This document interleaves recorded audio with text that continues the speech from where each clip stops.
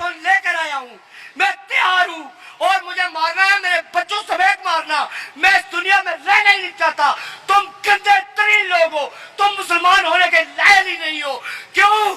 वो मुसलमान हो नहीं सकता जो रोजे महशर पर यकीन नहीं रखता, और जो रोजे महशर पर यकीन रखता है वो जुल्म कर नहीं सकता। अगर निकलना है तो आम पब्लिक बनकर ना निकलना, आर्मी बनकर निकला, आर्मी, और इनको थका के मारना। जो करते यार, गुर्बत से तो मार ही रहे हो, गोली से मार तो आसानी से मौत आएगी। क्या है इस दुनिया में हमारा, क्या है इस पाकिस्तान में हमारा जो हम जिएंगे? किस लिए जिए? सारी जिंदगी 42 साल काम करते हो गए, 42 साल काम करते हो गए, अपने लिए एक मरला जमीन नहीं खरीद सका। क्या जी कर करूंगा मैं? और मुझे डराते हैं वो राणा तैशुल्ला, राणा सलाउल्ला, वो कहता है ढूंढी देंगे, ये देंगे, वो देंगे।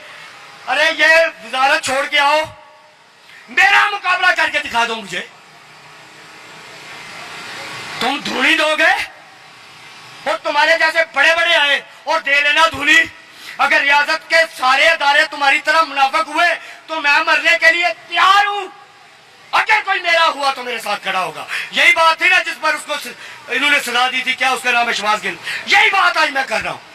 मैं देखना चाहता हूं कि आज मेरे साथ कौन खड़ा है, आज पाकिस्तान के साथ कौन खड़ा है। या के सारे लोग जालिम है, कवानीन है, ये कसम खुदा की काले कानून है।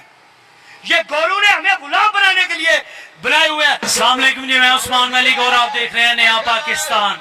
इस वक्त मौजूद है मेरे साथ वो शख्सियत जिनके आपने अक्सर ही इंटरव्यूज देखे होंगे। बड़ी एक दर्दनाक, जो देखने से लग रहे होते हैं मजबूर हालत में, जज्बाती मनाजर में बोल रहे होते हैं। नाम है इनका समर इकबाल। अस्सलाम वालेकुम सर। जी वालेकुम सलाम। मुझे ये बताइएगा समर इकबाल कौन है और इस महंगाई के दौर में वो घर कैसे चला रहा है?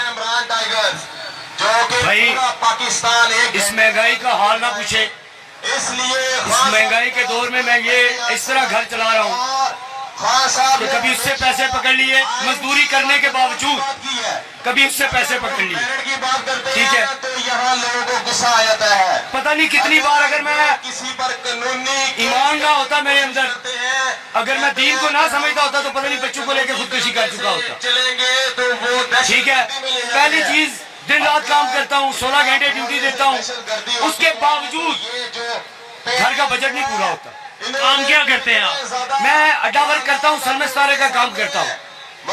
ठीक है, 800 रुपया हमारी दिहाड़ी है, वो डबल दिहाड़ी लगाओ तो 1600 रुपया बनती है, और वो भी टाइम पे नहीं मिलती। और हमारे पास कोई अदारा नहीं है जो हमें हमारे घर की दहलीज पर इंसाफ कम अज कम इतना ही दे सके कि कोई हमारी मजदूरी ना खा सके। आप जाए जिस मर्जी के पास जाए, वो लेन देन का मामला बना देगा, मजदूरी का मामला। ठीक है, ये हालत है इस वक्त कि मैंने आज अपने भाई से 5000 रुपया लिया था पिछले हफ्ते देने का वादा किया था, नहीं दे सका। आज उसने मेरी बिस्ती की तो उस 5000 में मैं 2000 रुपया उसको सेंड कर सका। ये हालात है मेरे घर के। मेरी बेटी बीमार है, मैंने उसको अल्लाह के रहमो करम पर छोड़ा हुआ है। ठीक है, जब ज्यादा उसकी तबीयत खराब हो जाती है जनरल ले जाता हूँ, वहां से वो ट्रीटमेंट कर देते हैं, बोतल वगैरह लगा देते हैं। बाहर आता हूँ, वो जो दवाई लिख कर देते हैं बाहर से, वो नहीं ले पाता। ठीक है, ये मैं सच बता रहा हूँ आपको, अपनी जिंदगी का वो कड़वा सच जो मैं कहना नहीं चाहता था यहाँ पे, क्योंकि लोग ये ना समझ ले कि पता नहीं मैं इसलिए बातें करता हूँ। ये मैं आपको वो तकलीफ, वो दर्द बता रहा हूँ जिस दर्द की वजह से आज मेरी आवाज इतनी बुलंद है, क्योंकि मैंने फैसला कर लिया है कि मैंने लड़ना है, मैंने इनके साथ टकरा के मरना है। मैंने खुदकशी नहीं करनी चाहिए, जितना मर्जी मुझे मजबूर कर ले। और अब मैं आपको अपना माजी बताता हूँ। जब मैं पैदा हुआ, जब मैंने होश संभाला, मैं कौन था, मैं क्या था, मेरे अंदर क्या जज्बात थे। मैं अपनी कब्र चाहता था इलामा इकबाल के पहलू में, मैं आगे बढ़ना चाहता था, मैं अपने वतन के लिए बहुत कुछ करना चाहता था, मैं एक लीडर बनना चाहता था, मैं अपनी कौम के मामलात में संवारना चाहता था। लेकिन मैं लीडर तो नहीं बन सका, इन लोगों ने मुझे कुत्ता बना दिया। हमारा सिस्टम गला सड़ा सिस्टम। और ये भी मैं आपको बात बताता चलूं, ये मत समझिएगा कि मुझे जिंदगी में आगे बढ़ने के मौके नहीं मिले, लेकिन मेरे बाप ने मुझे रिश्वत देना, रिश्वत लेना और बेईमानी करना नहीं सिखाया, जो कि मेरी सबसे बड़ी कमजोरी है, जिस वजह से मैं आगे नहीं बढ़ सका। ये नहीं आपको अदारे नजर आते हैं इनमें करप्शन है, हमारे सिविलियन में भी बहुत करप्शन है। जहां भी आप चले जाएं, जो मिल मिला के नहीं चलते वो आगे नहीं बढ़ते। मैं सिर्फ एम्ब्रॉयडरी कारीगर नहीं हूं, मैं एक पूरा डिजाइनर हूं, कलर कॉम्बिनेशन कर सकता हूं, सेटिंग कर सकता हूं। आप जाए लिबर्टी मार्केट में जाके मेरा पूछे समर इकबाल कौन है, वो आपको बताएंगे कि वो एक सैंपल बना दे, हम लाखों रुपया उससे कमा लेते हैं। लेकिन अफसोस हमें देने की बारी जब आती है तो कंजूसी करती है। क्यों? क्यों उन्हें पता है कि रियासत मेरे साथ खड़ी ही नहीं, रियासती इदारे मेरे लिए है ही नहीं। कौन सा रियासती इदारा मेरी सपोर्ट करता है? और मैं, आप कहेंगे मेरी हर बात चीफ जस्टिस यादरिया पर आकर कैसे खत्म हो जाती है? इसलिए खत्म हो जाती है कि मैं ये समझता हूं कि जब भी मैं आवाज उठाता हूं, कभी मुझ पर 751 लगा दी जाती है। लगी है मेरे ऊपर 751। एक शख्स के साथ पास मैंने मजदूरी की थी, पैसे लेने के लिए लड़ाई होगी उससे मेरी, उसने मुझे थप्पड़ मारे, मैं थाने गया, मेरे ऊपर 751 लगा दी। मैंने कसम खुदा की, उस दिन मेरा दिल था मैं कोर्ट की छत से छलांग लगा दूं, क्योंकि मुझे 751 में जमानत वो नहीं था मेरे पास, मुचलके नहीं थे, मुझे सुलह करनी पड़ी, अपने पैसे भी गए मेरे। उस दिन से ये जो कवानीन है, ये कसम खुदा की काले कानून है। ये गोरू ने हमें गुलाम बनाने के लिए बनाए हुए हैं। जो आज इन कानूनों को लेकर चल रहे हैं ना, वो भी हमें गोरू का गुलाम बनाना चाहते हैं।